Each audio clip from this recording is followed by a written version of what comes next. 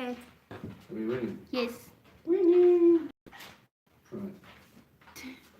Since it's just us, we can play a little bit.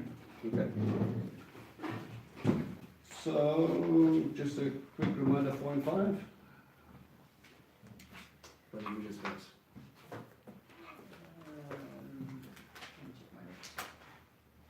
Oh, it was about the bread that had to be burned in full, Yeah.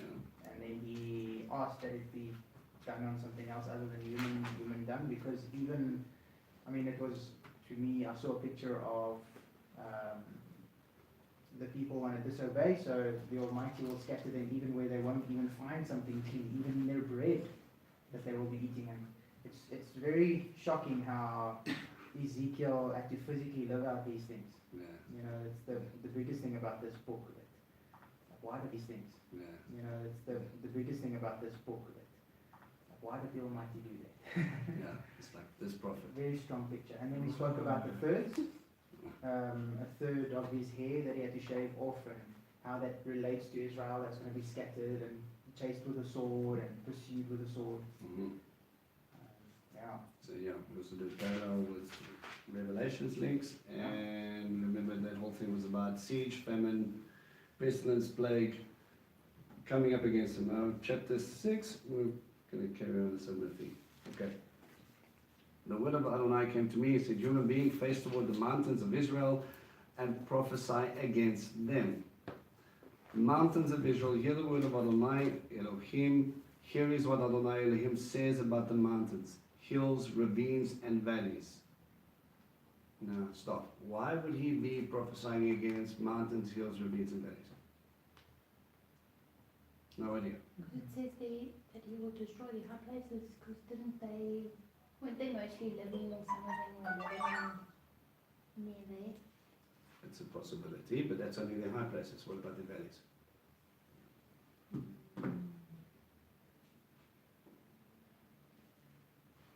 We can't hear you online. Maybe because it's Far away. Yeah, far away. Okay, I'm gonna try bring it closer.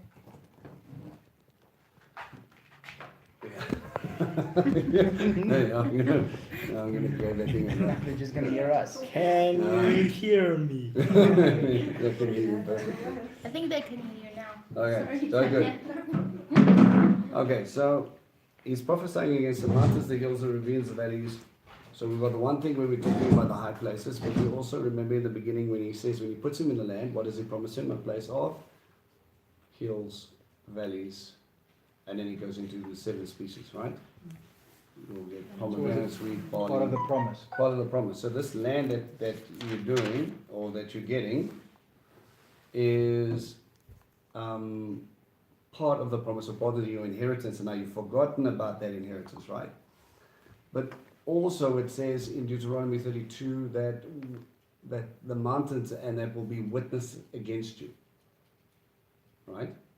Okay, so there's an interesting illustration here. If you look at it, how can a mountain witness against you? It's not going to stand up and talk and say, yeah, no, you did X, Y, and Z. So what is Abba trying to tell us? Because, I mean, we see the same picture in the sun and the moon. Right. The sun and the moon witnesses against us. Yeah. So, And Also, the earth cries out for the blood that was shed. right. Like that, we see it throughout the Yeah, word. which is where I'm alluding to. It's like, how is it? How is it possible that what is he referring to? Basic form. The moon, the sun, the hills, the valleys. Creation. creation. Right. So creation understands who the creator is. Yes. Right? So you don't have to tell a mountain who formed it. He knows. You don't have to tell a valley, you don't have to tell the sea, you don't have to tell the sun, moon and stars. They know who formed them. They know who is God. Who is forgotten? People. Israel, right? The people have forgotten. Yeah. So if creation still cries out to the Creator, why then was this creation any different? Okay. So he's making alluding to the inheritance, and he's making an allusion to the fact that these guys are going to stand. Remember, And they made little mountains or little stone, standing stone pillars every time something cool happened. Red Sea crossing, crossed the Jordan, or Joseph, or whatever, they made a little stone pillar. So how much more standing next to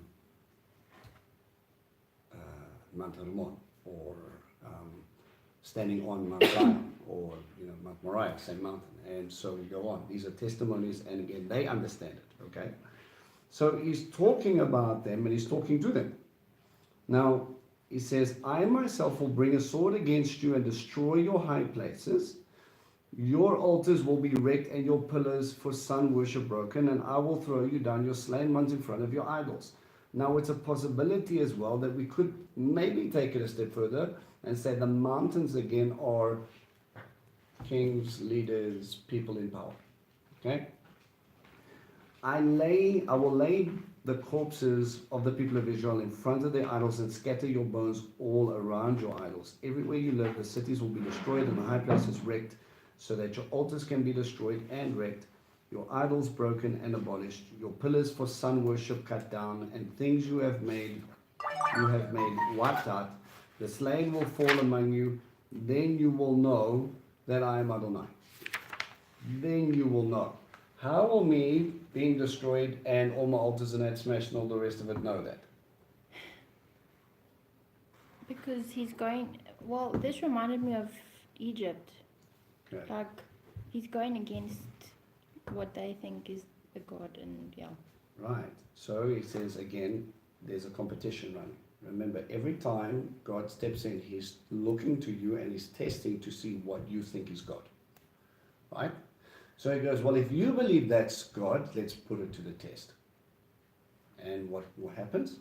He steps up, and we see this throughout Scripture. We see that at Pesach, when he takes each god on, right? Mm-hmm. You see that when he allows the ark to get captured later, or in Kings. Or, yeah, Yes, it is. Kings, eh? It is Kings. Yeah. And he allows it to get captured, and then they take the ark and they put it in Dagon's temple. They capture Samson in Judges, they put him in Dagon's temple. Pagan gods, our God wins, ha ha ha ha. And each time God sends a response, and the response says, your God is not. Okay? So he's going to continually test it so that you will know, and you alone will know, that he is God. And this, what happens here right now, will be a testimony to warn the next generation and the people around that don't lose focus on who you serve. They will look at this people and then they will go, okay, well, they changed their gods. So you're dealing with people that are sitting now in Babylon because they were sacrificing their children to Molech. I just laugh because it's never ends. It's a continuous cycle, and God is very faithful with us to you. Yeah. He's continually fighting to keep your eyes fixed on him and acknowledging the fact. And remember, to know God is not, again, we've made it a Greek thing. The Greek thing to know something. How do you define it? Teach me about water. What's water? Wait. Very Cold. astute. Thank you very much. Cool, but If I were to take it into a scientific level, what is water made up of? It's hydrogen, oxygen. So, we'd have all these fancy terminologies of and how it can molecules join conform to any together, form. Yeah. and it can conform to any form, and it actually comes in 3 different phases. You see the same byproduct of all this exciting, but to experience water is literally to be in it, to understand it, how it works, and what it can do for you. Okay? So there's this whole thing about relationship when it comes to God. All right? To know him is to experience him, to understand him at his level and the way he relates to you. This is why I believe he uses the different names or the different titles, so you don't get confused. Right? When he calls himself God, you know he's referring to himself. If there anybody else says, who's God? So which God do you serve? The God of Abraham, Yitzhak, and Yaakov. If he says, which Lord do you serve? Lord of Lords. Right? Which, your creator, who is he? The maker of heaven and earth. He created the seas, he created everything in it. And time again, it's to show you that he's higher than anybody or anything else that you think might be. Okay. Right. Nevertheless, I will leave a remnant some who will escape the sword among the nations, when you have been scattered throughout the countries. All right. So, Yeah. This remnant, I get confused because I thought sometimes we would be the remnant. right, there's, unfortunately, I think it's a misconception. All right. When you look at the remnant, in the way Scripture uses it, is people come down, say, let's talk about King Ahaz and Jezebel, right? All familiar with that story. Yeah. Okay, Elijah comes up. There's a lady called Haisha Shalbal. Okay, literally means the woman of Baal. We don't know if that's her name, but that's definitely a function, right? She brought in Baal worship, right?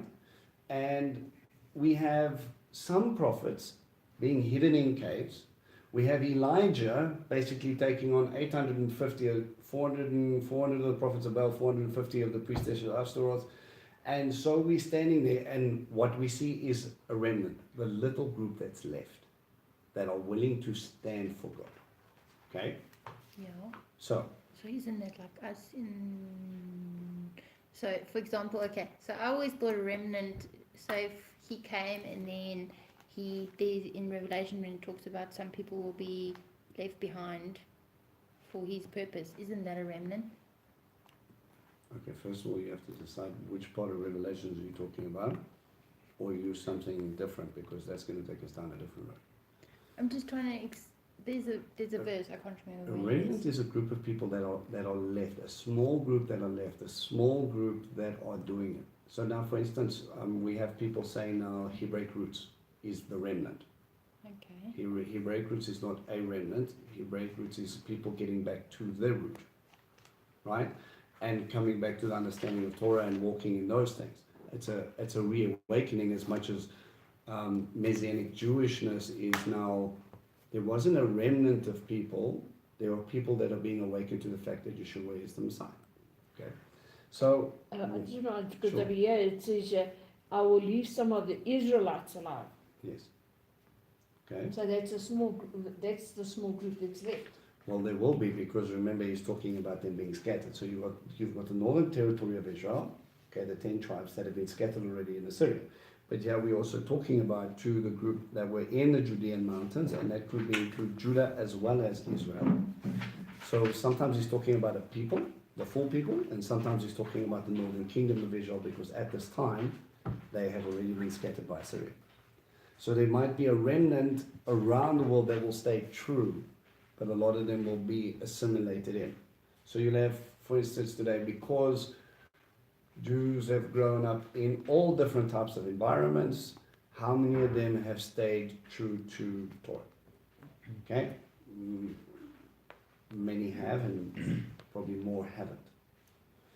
And you have this remnant that with this same family line that have stayed down the line with God the entire time, and others have gone into Buddhism maybe, and others have converted here, or done that, or done this, or come to the place like Israel today, where most of them don't want to hear about God. They're atheists. A remnant could also be a percentage.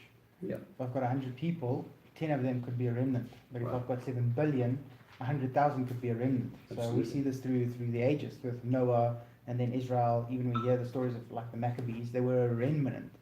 And in today's day, with all the amount of people there is, a remnant could be 500,000 people, or but it's still a remnant in percentage. Mm. So, but there's always this following, and then the Almighty takes that remnant and then He just explodes it. I mean, like Jacob came in with 70 people, and boom, they just become so many. So we see this picture also throughout into eternity. It's going to be like this explosion once again when the family is together. Right, absolutely. Okay? All right. Yeah. Nevertheless, I will leave a remnant, some who will escape the sword among the nations, when you have been scattered throughout the countries. Those of you who escape will remember me among the nations where you have been exiled. How broken I have been over their whoring hearts that left me, and over their eyes that went whoring after their idols. So the reason there reminds them again, they left God. They are going to loathe themselves for all the evils they committed to their disgusting practices. Then they will know that I am Adonai. It isn't for nothing that I said I would bring this calamity upon them. Same purpose, same heart. God's heart is always the same. So when we look again, and this is why we made the case, when you look at Revelations, you need to understand Passover. And his heart is always being, wake up, it's me, wake up, it's me, wake up, it's me. And he will take on the gods of the age as much as he took on the gods of that age. Right? Okay. Here is what Adonai Elohim says. Strike with your hand and stamp with your foot and bemoan all the terrible, disgusting practices of the house of Israel, for they will fall by the sword, famine, and plague. Those far away will die from the plague. Those nearby will fall by the sword, and whoever stays and is besieged will die from famine. This is how I will spend my fury on them. You will know that I am Adonai. When their slain men are lying among their idols, around their altars, on every high hill, on every mountaintop, under every green tree, under every thick pistachio tree, wherever they offered sweet-smelling sacrifices to appease their idols, I will stretch out my hand over them and make the land wherever they live into a desolate waste, worse than the Divla desert. Then they will know I am Adonai. Okay. So again, we've got this case of God continually, but let me ask a question. Why not just smack them and let them go? Why is he bringing his fury? Why is he killing? Why is there famine, sword, and plague? Even if you escape and you run away and you think you're safe, you're going to die of a disease. If you think you're going to hold out, you're going to die within a siege. If you think you're going to fight, you're going to die anyway. So why is God, who we know is a God of life, decided, and he said it a few times, that he is going to kill everybody? What would the point be? Isn't it because he's tired of his children not being obedient? Do you want to kill your children with a sword if they disobey you? No, I won't say I'll kill my children, but I mean, you get your point, I suppose, where you, the more they just don't want to listen. So what's he going to do? He's going to start punishing them. Okay, but he could have smacked them. He could have chased them out the land like he did. He could have not given them rain for 10 years. And they could have just left and decided there was a bad job staying there. Why does he go as far as to say, that's it, death? Well, when we see in the past regarding Joshua taking over the land, they were not to leave anybody alive. It is so that the remnant, those who are pure, could stay pure, and there's no intermingle. So he removes, the same as, once again, eternity. It's because of love that he's going to remove those who can defile his children. So he's a loving Elohim, but if he leaves those people who are evil with the children that actually earnestly seek him, he's not loving his children. So he's making a distinction between righteous and not righteous. And there's a heavy picture that's going on in the background here. If someone comes in and they decide they're going to serve another God, spiritually speaking, he moves away from life and he goes to death, right? And if that person manages to convince 5 other people, is he not guilty, spiritually speaking, of murdering those 5 people? Right. It's like a virus. Okay. So Abba looks at this and he goes, you had no problem leading my children to their death. And that which you have spread, you are going to receive. Okay? So they already have pulled away from a God of life. They're already going to take people with him. They're already going to entice people to go away. And he's going to stop the root right there. And he says, just as you have done to others, it will be done to you. Okay? So that which you have grown yourself. All right? The reason I stop there and I go like that, because obviously people have this very harsh view of God and saying, you see, there we go, all evil, maniacal, and Yeshua's all forgiveness and love and fluffy bunnies. But there is a very big thing that's coming. Obviously, we understand when Yeshua comes at the end, there's going to be lots of dead bodies anyway, not because he wants them there, but because they're coming up to challenge him. Right. So ultimately as well, he's the only one who knows their hearts. Yeah. So he knows that they're not going to change, no matter even whether they just go into famine or leave the land. Right. He ultimately knows, so there is no turning Well, you know, back for them. one of these things, it always comes back down to me with this idea of I want the fullness of the blessing, but I don't want the responsibility of the relationship with the blessing. You want to stay in the land, but you don't want to worship the God of the land. Right? You want to be in a relationship, or you want the benefits of a relationship without the responsibility of a relationship. There's always this quick route sort of scenario that we go, okay, this is what I want, and this is where I want to be, and this is all the rest of it. And then they said, okay, well, are you going to act responsibly in accordance with this? And then they look at you and they go, why? Why do I need to change? God needs to change. I want blessing. I want to do it this way, so God has to change. And that's our expectation. Right? Abba, bless me. But what happens if that blessing is going to hurt you? Bless me.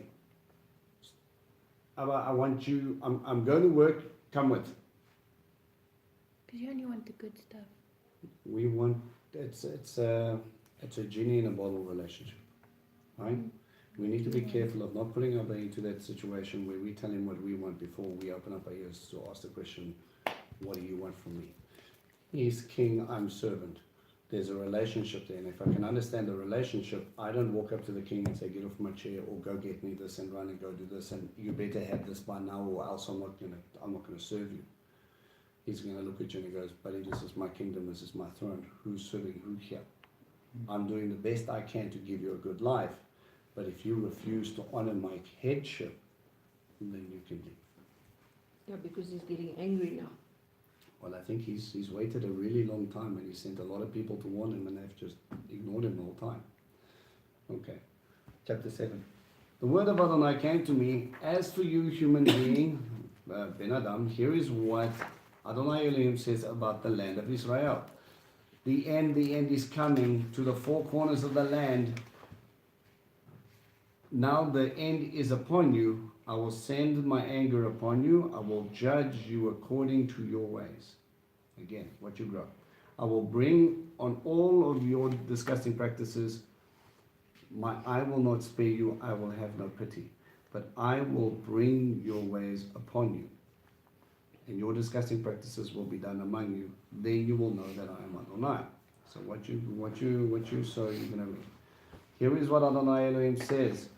Disaster, unique disaster, here it comes. The end is coming, the end is coming. It rouses itself against you, here it comes. Doom has come to you. You who live in the land, the time has come, the day is near. For tumult, not joyful shouts on the mountains. Now soon I will pour out my fury on you. I will spend my anger on you. I will judge according to your ways. I will bring on all your disgusting practices. Bring on you all your disgusting practices. My eye will not spare you while I have no pity. Sound familiar? He's repeating the same thing.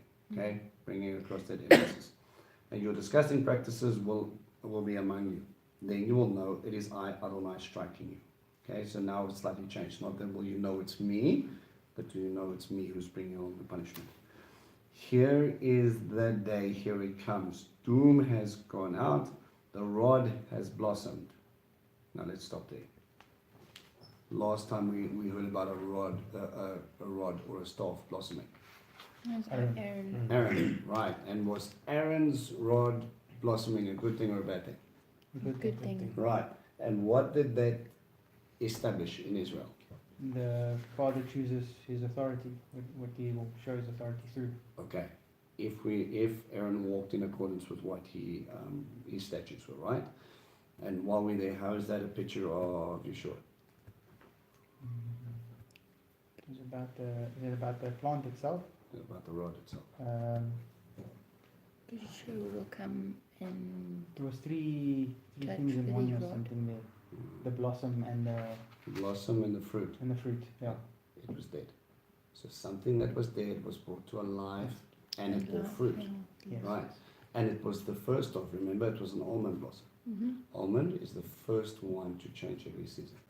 Tells you it's a change of season.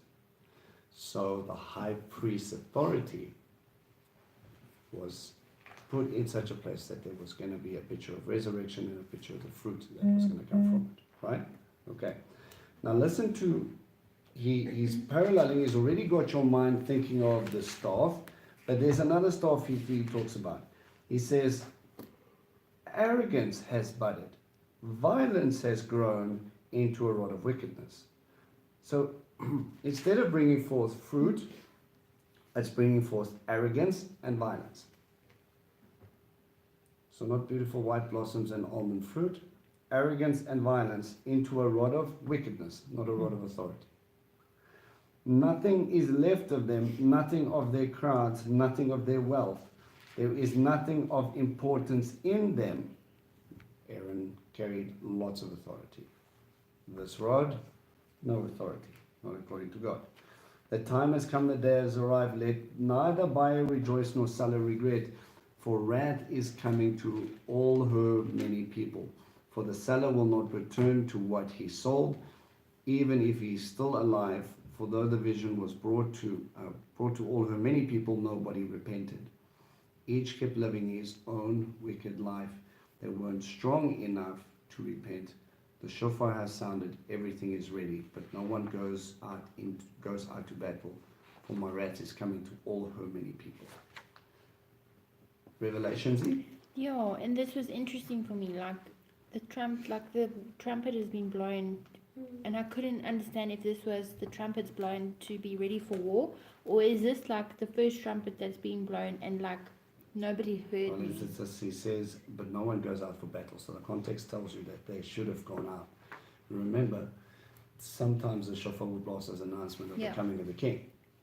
Okay? Yes. So even if you're in complete rebellion, you don't go out and stand against it. These guys are so completely out of whack and out of kilter. Warning signs are everywhere. People are standing up, and all they're worrying about is trading, whether they make the money, whether they sell the stuff, whether they get what they want, and that's it. That's all about. And it's an interesting illustration, as in the days of Noah.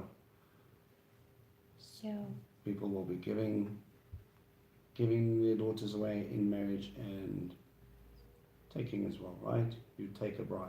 Okay, so it's a sort of a funny little analogy. But you also have this idea of the day of the Lord. And this idea of the day of the Lord, which Amos and him talk about quite thing, is that on a specific day, he's going to come down and he's going to judge. Right. We also have that illustration from Daniel. Remember, Daniel is before Ezekiel, right? And Daniel talks about a time in Daniel 7 where someone like the Son of Man will be coming on the clouds and he will come to judge all the nations. You want me to read it quickly? Just to show you the full illustration? You can. If you can find Daniel. It should technically be off. Oh, you got that. Yeah, Never no, mind. this Bible is just a little bit more Confucius, eh? If someone beats me there. I am there, but from which verse? Daniel 7. I'm just trying to find the verse. Watched the sound of. Not that one.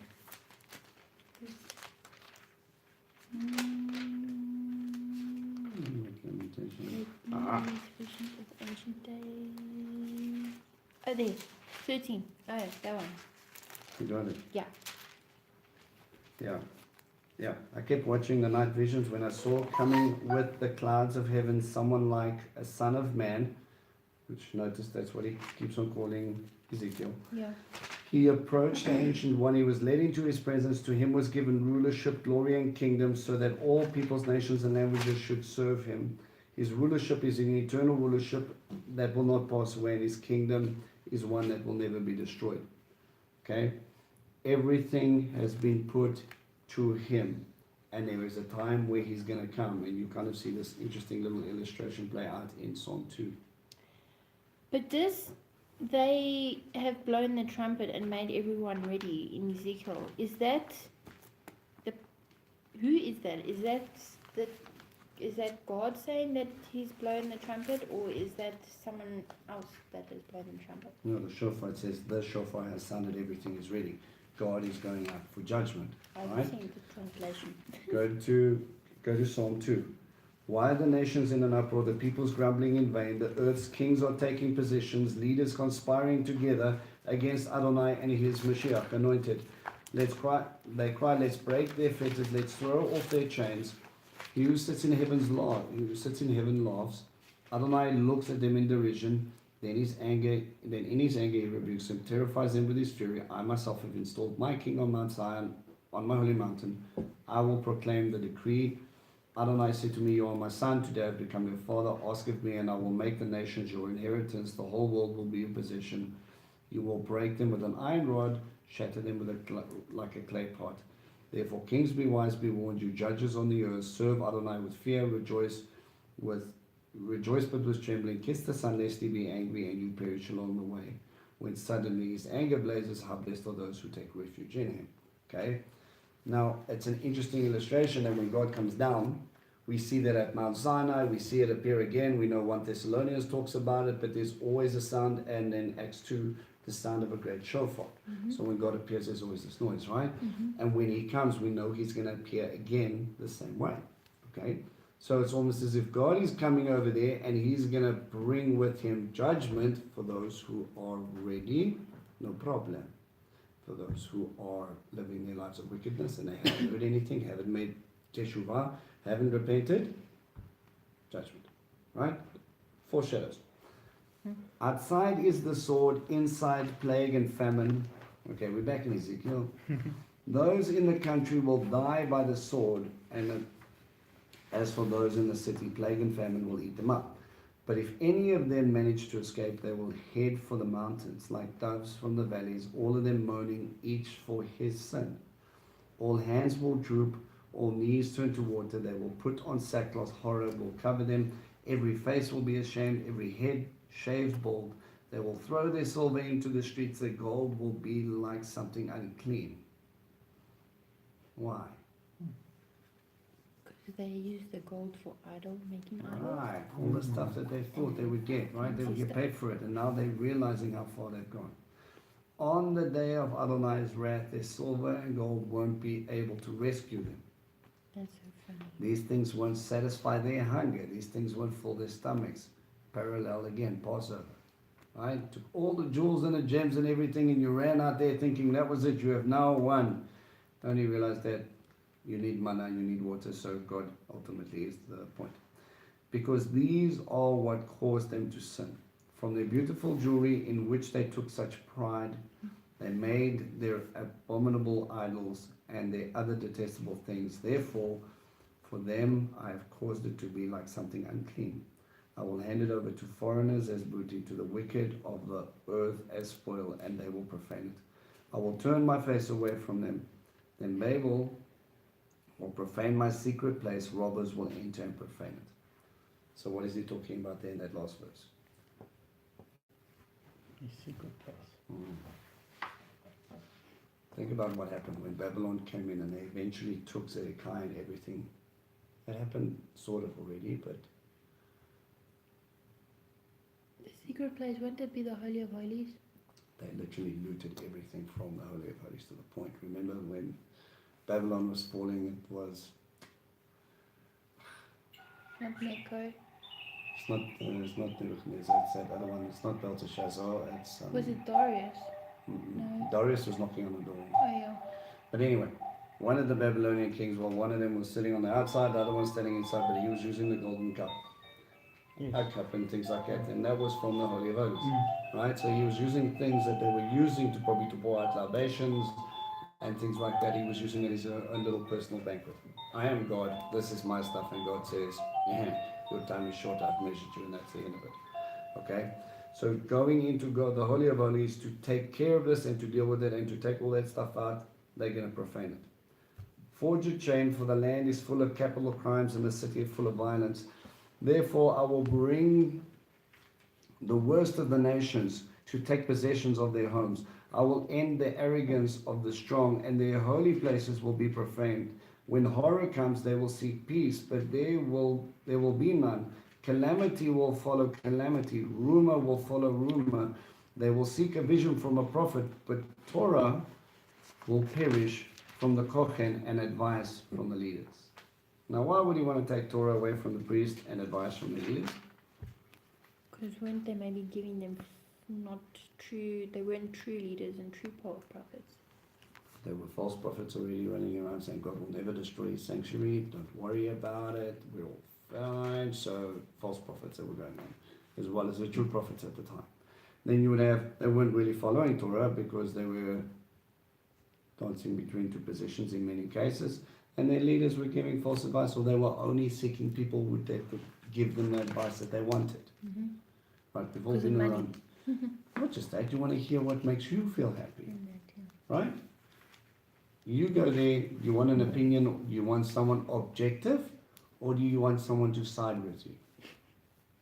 Now, generally what happens is people look for people that side with their understanding, right? Because it's nice to know that you're right and they're wrong. And you can think of 70 million things of why they're wrong. But someone who's more mature, who wants the truth only, will look for objective opinions from different sides to be able to get the full understanding of where we're going, right? The leaders were doing the little thing. They were sitting over there and then they were going, yo, get a prophet. No, every time we talk to that prophet, all he does is tell us God's going to destroy us. Let's get another prophet. Not if he's right. Let's talk to that leader. Which leader? The one who says we need to turn back to... No, it's so boring. Let's get the other guy. God won't be angry with that. What's a little bit of bacon? Don't stress so much, man. You don't honestly think God really cares about that Vienna? Really? He's running the universe, man. And so we seek justification after justification. The king will go into mourning, the prince will be clothed with fright, the hands of the people of the land will tremble in terror. I will treat them as their way of life deserves and judge them as they have judged others.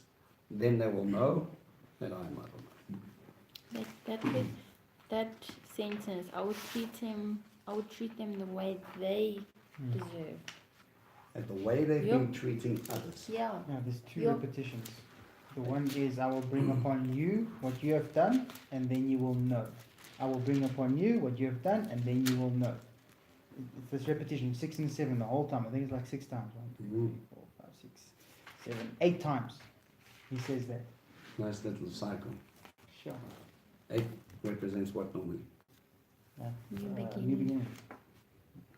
Something's going to kick off here. That has never happened since the time they came out of Pesach. I think how many years God has kept them. I pulled you out, I brought you in, I set you up, I gave him a tabernacle. We've gone up and we've got kings and we've taken land and we've inherited and now we've built temples and renown, safety. And in a couple of generations, after someone like King David was running around, you all got lost and confused. Doesn't take much. A couple of generations down the line. Okay? So you must know, it's pretty hectic. I don't know if you guys have done any homework on 8, but you wanna go anyway? We do the homework on 8, Yeah. Yeah, sure. but we can. Okay. So, second vision, right? Yeah. On the 5th day of the 6th month of the 6th year. Okay? So that's basically, they say around a year and a bit after his original call. Okay? The 5th day of the 6th month of the 6th year, I was sitting in my house and the leaders of Yehudah were sitting there with me. The hand of Adonai Elohim fell on me, and I looked and I saw what seemed like a man made of fire. From what appeared to be the waist downward was fire. Now, again, what does that remind you of? Waist down is legs. Legs of fire, About the statue, maybe. wilderness wanderings. He went before them, Oh, yeah. right? Remember, we have the two pillars, Pillars. Yakin and Boaz, sitting in the temple, in front of the temple as a reminder of what seemed like legs going before them in the Shekhinah. Okay? So yeah, he's going sort of in a veiled way. My feeling is that he's reminding them about the wilderness wanderings. Remember, they were kind of rebellious at that point.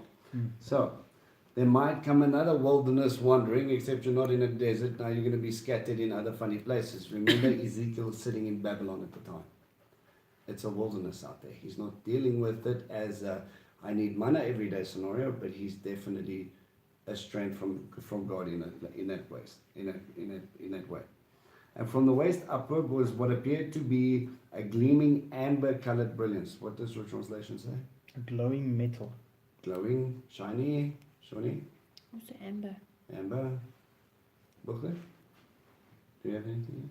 No, sorry, I was looking at the notes I made on it's What do you have for verse 2? At the end. End of verse 2. Yeah, like last 3 words. I've got like gleaming amber. Also amber. Okay, so some extremely shiny bit, but we've got fire from the bottom. Okay, so I stand to be corrected, but also when we look at the pictures of heaven with Isaiah and Ezekiel and those things, and Revelations, this is the certain color that we kind of get. The form of the hand was put out, which took me by the lock of hair. Okay, so last time I cut my hair and I beat it around the place. Now, so I've got new locks, and he's picking me up by my hair. Interesting. The Spirit lifted me between earth and heaven and brought me into these visions from God to Jerusalem, to the entrance of the inner courtyard gate that faces north. So now he's sitting inside, or he's seeing Jerusalem. Now understand this for a priest who's sitting in Babylon, longing to just walk through its city gates. He's sitting on the inside of the city gate. Okay? It's interesting that it faces north. Why is the northern gate the problem? Well, I don't know about the gate, but isn't it something to do with the northern hemisphere countries will come down and... Every time Jerusalem fell, they fell from the north. Oh. Assyria came from the north, Babylon came from the north, and it's not a coincidence that again later we are going to have the kings of the north come down in Revelations. Okay? Every single time. Why? Because that is the one place where the natural fortifications isn't that great. Right? Jaffa Gate. Right? They normally fall from that side. Is that the gate that's full of bullet holes? No, that's Science Gate. And that bullet holes were actually from the Israelis taking it back. Yes, I know, I remember. Yes. So There's- it's Jaffa's gate. Yeah, that's the one that normally came through Yo. that area. Because remember when you got the gate by the Kotel, and on the other side you've got the Hinnom Valley and you've got the Kidron Valley as 2 deep ravines to get. It's very difficult because you've got the wall on top of the retaining walls that are there. So it's extremely high, but Jaffa Gate is a lot more accessible because the wall is a lot lower at that point. It is a little bit more leveled out. So they would come from the north and come into Jaffa Gate from that side. But mine says it's the entrance to the north gate of the inner court. So is it not the temple? Not yet. I don't think so, not yet. It's in the inner court of the north gate in Jerusalem. As we get closer, you're going to see. Okay? There stood the idol that arouses God's jealousy. So, worst case scenario, inside the city walls, we've got an idol. First stop. Got it good. And it provokes his zealous indignation. There before me was the glory of God of Israel, as in the vision I had seen in the valley. So he's seeing God and he's seeing this idol. Then he said to me, human being, raise your eyes towards the north. I raised my eyes towards the north and saw north of the altar gate this image that arouses God's jealousy in the entryway. He asked me, human being, do you see what they're doing? The horribly disgusting practices that the house of Israel is committing here, so that I must distance myself from my own sanctuary. But you will see even worse abominations. So even in Jerusalem, Abba is saying, I have to distance myself from it. Why? Can an idol rightly replace God? Can an idol stop God from moving anywhere? No, but God can't dwell where there's sin. But Isn't he it? spoke to Adam and Eve, he spoke to David, he spoke to Abraham, he took Lot by the neck and kind of kicked him out, or he let his angels do it. He was in Sodom and Gomorrah. Sin cannot stop him from dwelling there. It's not a formula that he's not able to cross. It's the person. Isn't it the third command? Bring my name to naught. Like, how can I dwell where this is as well? Are you going to reference me as the same thing? I allow these things, so now you nullify who I am? Right. And again, like Achan, when Jericho fell, which brought victory? The cloak or God? God did. I don't know anymore, actually, because okay, fine, Jericho, but maybe that God was just angry at them, and that's why I was able to get the cloak. And he destroyed his own city. So now all of a sudden I'm playing the who was it really? Which voice did you really hear?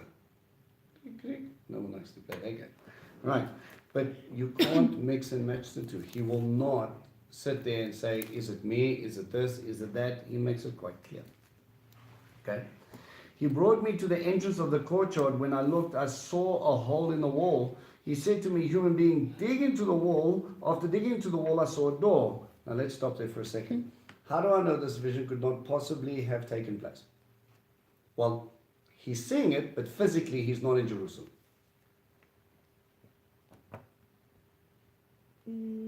Dig into the wall? Right. Why? No idea. What's the wall made out of? Good thinking. Stone, solid stone. In Jerusalem, it's limestone. You can dig and dig and dig all you want. All you're going to get is less fingers. But if you go into Babylon, it's made of a different type of stone. You can literally dig through the walls if you spend enough time. Okay? So he's giving him an illustration that he understood while he was sitting in Babylon. But if you actually had to try that in Jerusalem, it's impossible. Okay? So it's just something to point out. Go in, he said, and see the wicked practices that are engaged in there. So I went in and looked, and there carved on the walls around were every kind of reptile and repulsive animal, along with all the idols of the house of Israel. Standing in front of them were the 70 leading men of the house of Israel. The Sanhedrin are sitting in places with idols. In the center stood Yahazanu Yahu, the son of Shaphan.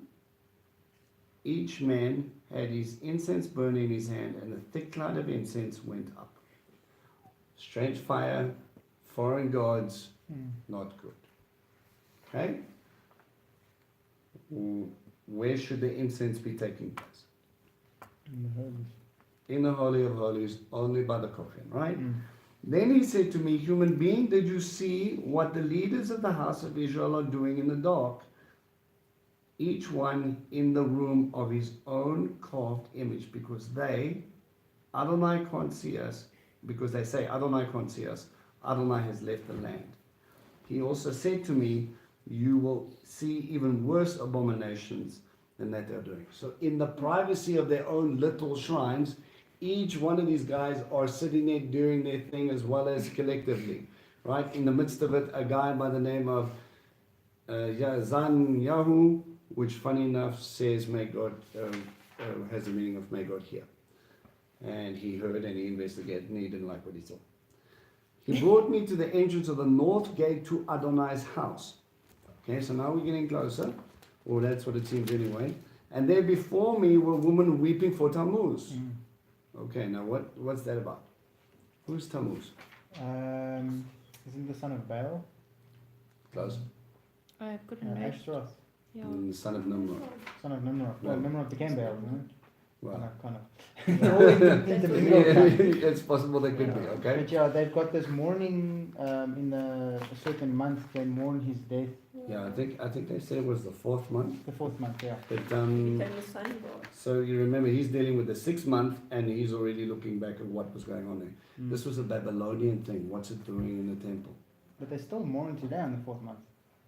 Yeah, different context though. Right? But the fact that there's a month called Tammuz, I Yeah. don't like either. Okay, but we're sitting over there with this sort of thing. Now, basically, the story goes something like this: Nimrod, the guy in the beginning, married a lady called Semiramis, and Nimrod was depicted as the sun god because he ascended, and Tammuz, he was Bore a child. yeah, she bore a It child. was like Virgin Mary because he wasn't there and she fell pregnant. By the rays of the sun. And she bore, yeah. Okay, all types of funny things. Tammuz apparently dies because he gets slain by a boar, and he gets, at the time of winter solstice, they celebrate his death and resurrection.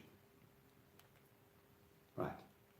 They would take a log, burn it, take it, or a tree, and then they would trim it and adorn it the next day.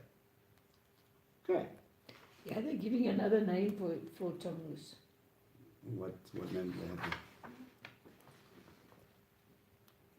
Oh yeah, Dumuz. Yeah, it's just the way the language is. But Tammuz, same thing. Human being, he asked me, have you seen this? You will see practices even more disgusting than these.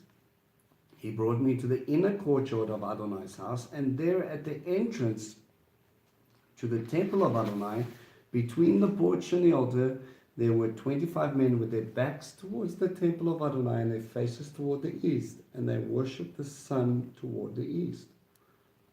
Immediately today we have a similar scenario. Isn't the east a good thing because of... Worshipping the sun?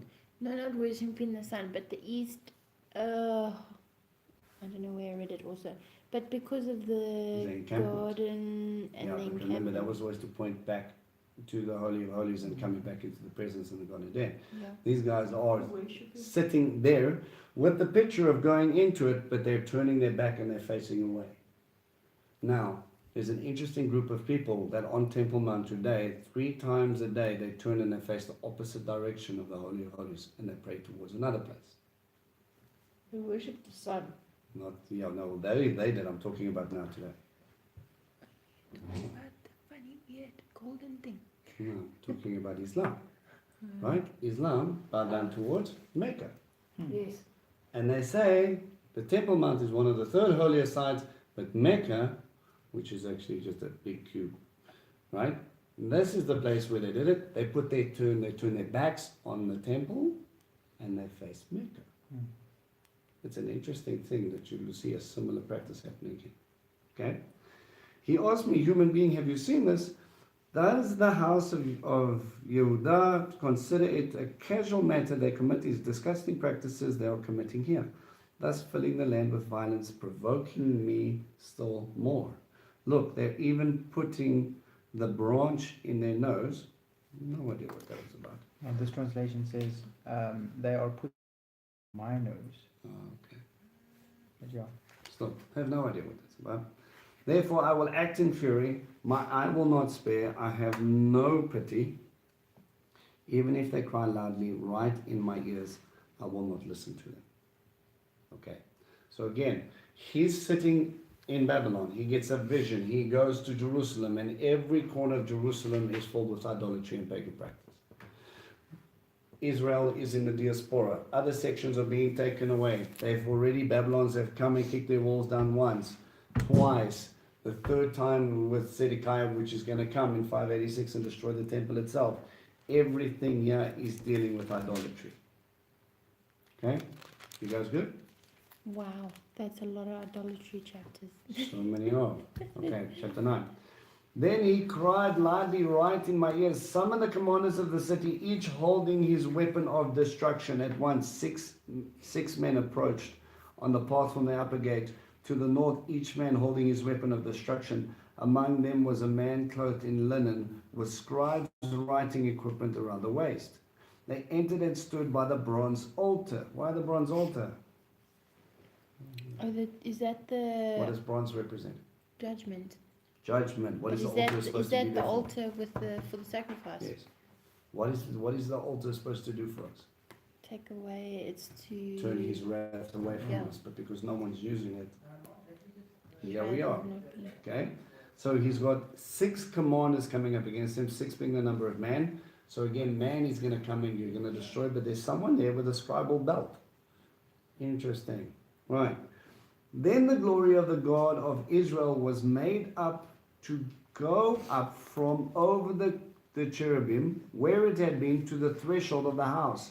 So the Shekhinah moves. He called to the man clothed in linen. What do we normally see people who are in linen? The priest. The priest, right. Who had the scribes' writing equipment at his waist.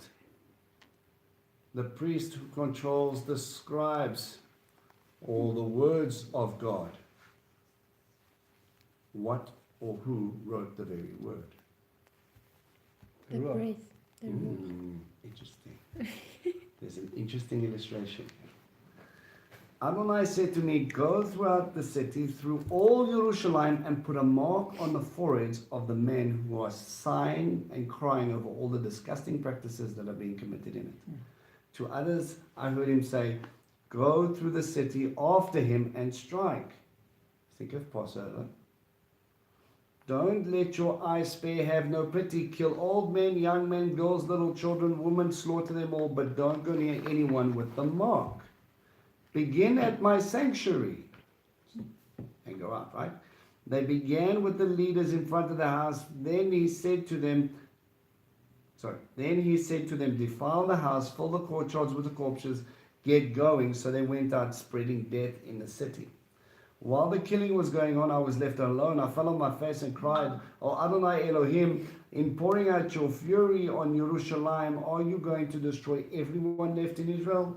Like a priest, right? He's interceding on behalf. They should be having the altar. They should be keeping Torah. That scribe is there for a reason. Why are they not doing it? And he's sitting in Babylon. Then he said to me, the wickedness of the house of Israel and Yehuda is enormous. The land is full of blood, and the city is full of justice denied. Because they say Adonai has left the land. Adonai doesn't see. But as far as I'm concerned, my eye will not spare. Isn't that thing? What we think God does not see, He's watching you do it at the same time. And I will have no pity. I will bring the consequences of their ways on their heads. At this point, the man clothed in linen, with the writing equipment at the waist, returned and reported, I have done everything you ordered me to do. Now, think about the 144,000. They are sealed where? Points. Yeah, but in which physical place? It says they were standing on Mount Zion. Where does he start? The house. In Mount Zion. And he goes out and that seal, and if we look at other places where we talk about a seal of protection, you're actually talking about the Ruach HaKodesh. Okay? That which is the covering of, that which protects them from judgment, protects them from destruction. And yeah, again, you have a sort of a Revelation sort of picture of the scribe running down, marking them each. And again, if we had to parallel that, we go with Passover, the blood over the doorposts, covering them so death will not enter, death did not come through. What was the point of Pesach? Well, to prove who is Elohim. Right. Did they even know who was Elohim in the start of it? No. No. So if you're going to draw a parallel between the two, I find this an interesting little statement.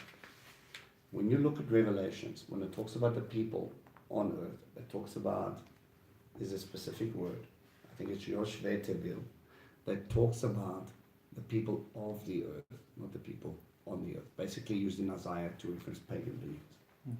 Right. But yeah, we've got 144,000 sealed on Mount Zion, protected for a time. Why are they, and remember what the description is about 144,000. They've not been defiled, They haven't haven't slept with a spoken a woman. lie. And then didn't sleep with a woman. Right, and 12,000 from each tribe, men. They probably haven't slept with a woman and they haven't bowed down to idolatry. Yeah. Okay. What's going on here? A lot of idolatry.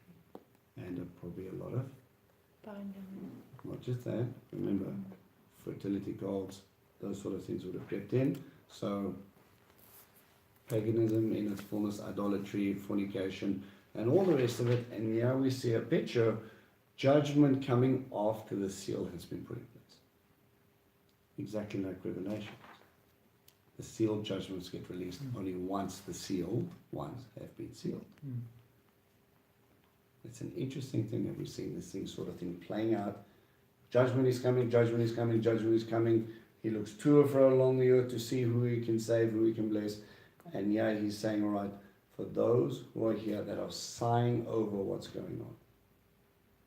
It's funny though. I always find it interesting that you're sitting in a position where these guys should have left, could have left, But they're sitting in the midst of idolatry, and then they're upset about it. The same way Lot was upset about it, sitting in Which is Sodom and Gomorrah. not the same as the Jericho story with Lot. Yeah, Sodom and Gomorrah, yeah. Sodom and Gomorrah. He didn't like what was going on there, but because they treated him well and he made lots of money, I'll do my part, I'll try and protect the people that I can, but ultimately they weren't even there. And again, Abba steps in, grabs, because of the intercession of a father, of Abraham, like a father, takes him and tosses him, saves him again. Right. So it's interesting little pictures that we've got paralleling here between the staff of Aaron, Yeshua, judgment, being sealed by what looks like someone who's holding the scribe, or the very essence of the word, and the one who writes the word, the Ruach, go together to get us to the point of protection. So I know you haven't gone this far, but can we historically put an event to 8 and 9?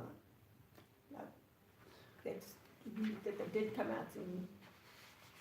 Obviously, There were still some. angels that destroyed everybody, but is there actually... Well, Syrian also yeah. came, or Babylon. Babylon. Babylon actually came in 586, and 586 and destroyed the temple because Zedekiah rebelled against them. Zedekiah was put into position to, before Babylon, the people who laid down their weapons and that went into Babylon survived. Time and time again, Jeremiah spoke to the guys and he said to them, lay down your life and you will live it. Yeshua paraphrases, literally went that way. Here about the group that is still in here, unless it carries on, that the group that had the mark on the forehead, that they get taken off to Babylon. That was the great thing. After 586, that was it. Everybody went to Babylon, except for the extremely poor.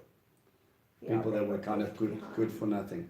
But these guys were sitting here in as men of probably of some sort of prominence in that, because they were living in Jerusalem. Remember, only the wealthy stayed in the city. Everybody else stayed outside of the city. So these guys would have been people of prominence, and they were protected, and they probably more than likely would have gone into Babylon from there. Because that was the third deportation. So I'm just wondering, like, can we say 8 and 9 is to come? I know things are secular as well. Overlapping, yeah, absolutely, but this definitely was fulfilled at 586. But it also seems very close to seal judgments and revelations. Yeah, that was Remember, there's the abomination that causes desolation as well. Yeah, one of these There's things, lots of they're little not going to be idolatry. doing this stuff in the temple in the third one. Well, I don't think it's going to be as brazen as this. Depends what he takes it. He will only Depends reveal on when the himself, Antichrist comes in. which is in the 3.5 year period. So within the 7 year period, at exactly 3.5 years, it says he'll come in. It looks like he's going to build a temple, but he's going to get to the place where after 3.5 years, he's going to reveal himself. Is there a question now? Is there idolatry in Jerusalem today? Yes. Absolutely. We've got the Al-Aqsa Mosque sitting on Temple Mount. You've got statues of Mary everywhere. You've got portraits of Mary crowning Yeshua. Even from our perspective, there's idolatry. But it's not just the physical actual statues, it's what they are putting higher than God. That's also idolatry. Very much so. And if you go to Tel And Aviv, it's besides Tel Aviv, they also, I know I read somewhere that they like to know that they have power and stuff, because Albert Einstein and whatever came from there and all those sorts of things, but I don't know if that's true. no, I think that's a bit of a stretch. What does concern me about Israel at the moment, though, is their extreme pride for the IDF. Yes, pride is one of the things that is not a good thing. Their army is one of the best drilled in the world. They have weapons, defense systems that make the US drool over and help them develop so that they can get them. The US actually pay for a lot of their missiles so that they can get intel on their designs on their weapon systems, right? That is a close relationship, because US is benefiting ridiculously for the amount of intelligence, especially in military devices that are coming out of Israel, because they've had to spend a lot of money doing that. The problem is when you rely on your technology, your people, your gunfire, your probably pretty sure that they've got interesting little things that make a big mushroom cloud somewhere. That if you're relying on that, there's no room for God. Right.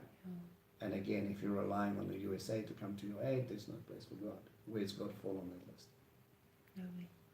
Yeah, if the USA fails, if Trump fails, if our Iron Dome fails, but we're atheists mainly. 40% of Israel or 60% of Israel is atheist. They're so sick and tired of war, because war is brought on normally by religious agenda. And I don't want to hear about God. I don't want to hear about this stuff. I don't want to hear about it all. All it does is bring death. There's a difference between Because religion and relationship, though. Yeah, exactly. Because you as a people don't do as supposed to. Well, look, imagine living there. Put yourself in your shoes for a little bit. Your grandfather survived the Holocaust. Your father survived more than one war. You've been called up. You've probably been through one war, and you're looking at your, you might be looking at starting a family now. What do you know?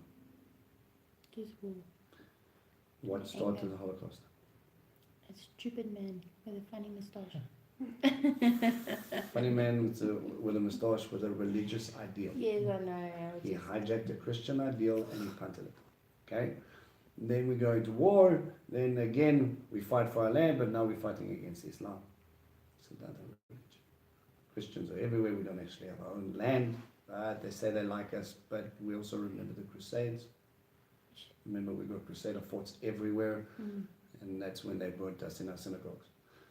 So can we really trust the Christians? Not so much. Can we really trust Islam? Definitely not. Who can we trust? Where was God during the Holocaust? Where was God during the Crusades? Where was God during the Spanish Inquisition? Where was God during that? If he really loved us, why does he want to kill us? And so we go on that type of thinking. Remember, you can justify your position any way you want, looking only at the negatives. The fact that Israel was given back to a people in 1948 at a declaration just happened like that. They got their country back in a day. The fact that every time nations came up against them and tried to wipe them out, they only fought back and took more land back. Every time they've been pushed, God has expanded their borders. Right? And that has just been him taking care of it. But there is going to come a point where they're going to lose a little bit of ground. Yeah, could it be like the Almighty is establishing that he still watches over the land, and all the nations see that there's something supernatural happening there. So when calamity strikes them, the people will know that the only way that happens is if it is God. So he puts his stamp once again. Like, I'll protect you right now so that I be glorified. Yeah. So that the people would know that it is me who brings this upon you. I'm now not protecting you anymore. Just as it's like a shadow picture. Yeah. It's a possibility. It's not happened yet, but There's I think it's in Isaiah that talks about them coming and it's going to be a war of plunder.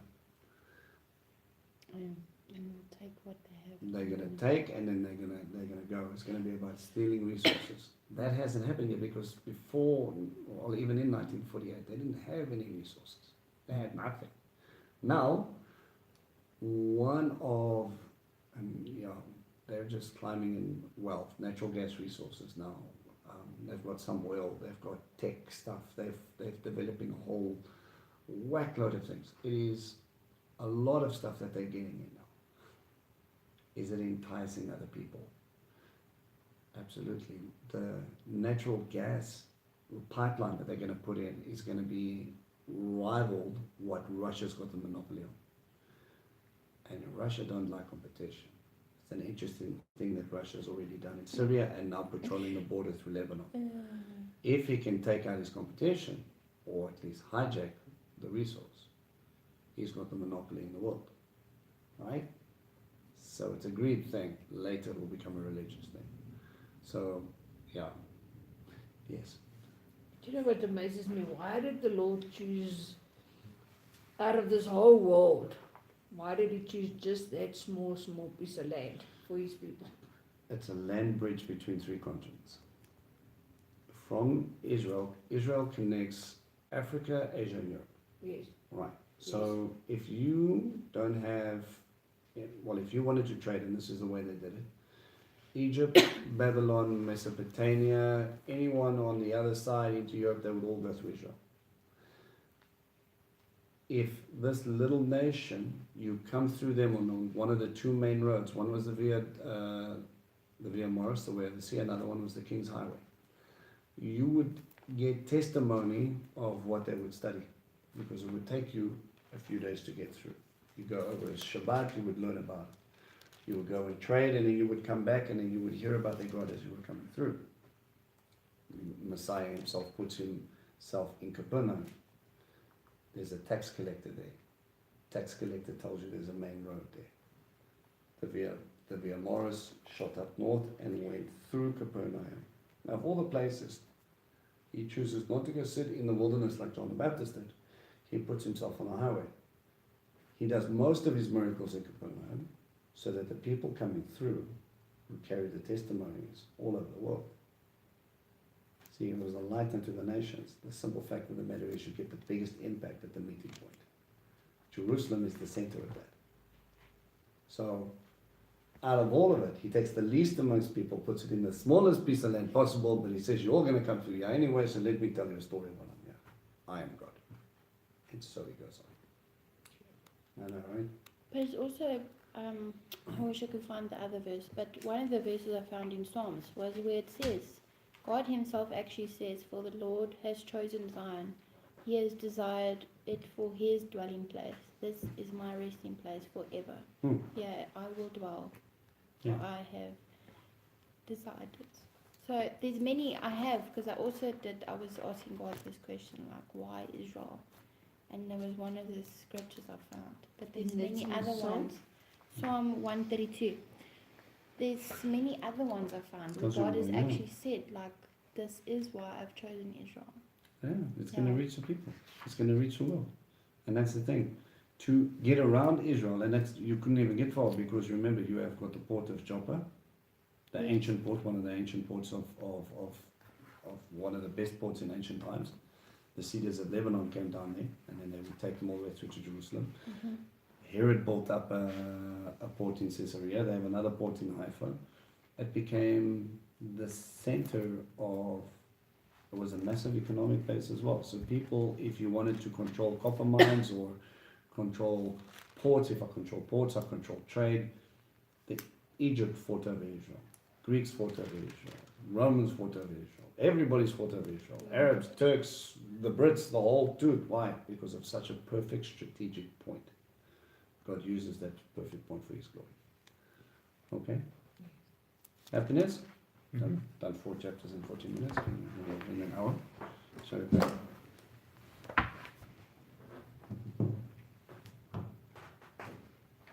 Father, we just thank you for this study, Lord. Father, we thank you for the family. Father, we just pray that you continue to guide us and lead us as we study your word. Pray that you open up our eyes and our ears, Lord Father, to your ways. And Abba, we just also pray that you would just go out before us and come in behind us. And we thank you for your provision, your protection, and your love. In Yeshua's name we pray. Amen. Amen. Bye bye.